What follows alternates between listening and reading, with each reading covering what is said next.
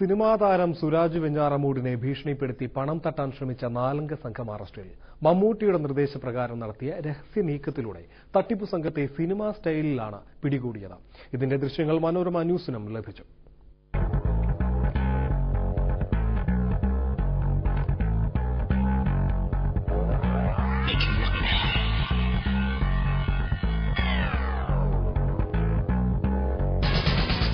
നെടുമ്പാശ്ശേരി സ്വദേശി രാധാകൃഷ്ണന്റെ നേതൃത്വത്തിലെത്തിയ 4-അംഗ തട്ടിപ്പ് സംഘമാണ് കുടുങ്ങിയത്. പെൺവാണിഭ കേസിൽ പ്രതി ചേർക്കാതിരിക്കാൻ 10 ലക്ഷം രൂപ നൽകണമെന്നായിരുന്നു സംഘത്തിന്റെ ആവശ്യം. പണം നൽകിയില്ലെങ്കിൽ കേസിൽ പ്രതി ചേർക്കുമെന്ന് ഫോണിലൂടെ സംഘം നിരന്തരം സുരാജിനെ ഭീഷണിപ്പെടുത്തി. ഭീഷണി രൂക്ഷമായതോടെ സംഭവം നടൻ മമ്മൂട്ടിയെയും ക്രൈംബ്രാഞ്ച് ഡിവൈഎസ്പി ഡിജോ അലക്സാണ്ടറെയും സുരാജ് അറിയിച്ചു. തുടർന്ന് മമ്മൂട്ടിയും സുരാജും പോലീസും ചേർന്ന് സംഘത്തെ കുടുക്കാനുള്ള തിരക്കഥ തയ്യാറാക്കി.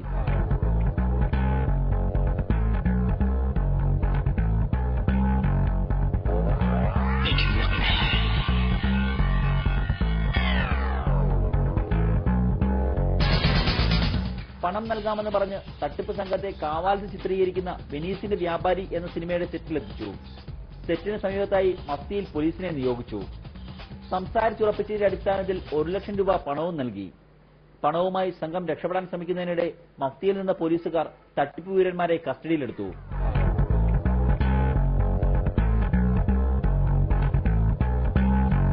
പല പ്രാവശ്യം വിളിച്ചിട്ട് ക്യാഷ് ആവശ്യപ്പെട്ടു.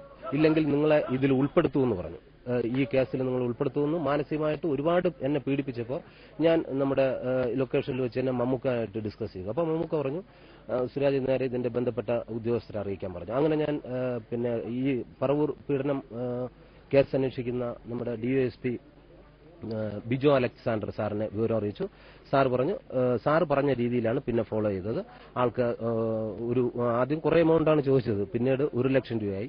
അത് 1 ലക്ഷം രൂപ കൊടുക്കാൻ സമ്മതിച്ചു. ലൊക്കേഷനിൽ വന്നു, നേരെ ക്യാഷ് കൊടുത്തു. ഉടനെ തന്നെ ക്രൈംബ്രാഞ്ച് നമ്മുടെ പോലീസ് അറസ്റ്റ് ചെയ്യുകയും ചെയ്തു. തനിക്കെതിരെ ഈ സംഘം അപവാദ പ്രചരണം നടത്തിയതായും സുരാജ് പറഞ്ഞു. പ്രതികളെ പോലീസ് തൃപ്പൂണിത്തുറയിൽ എത്തിച്ചു. മനോരമ ന്യൂസ്, ആലപ്പുഴ.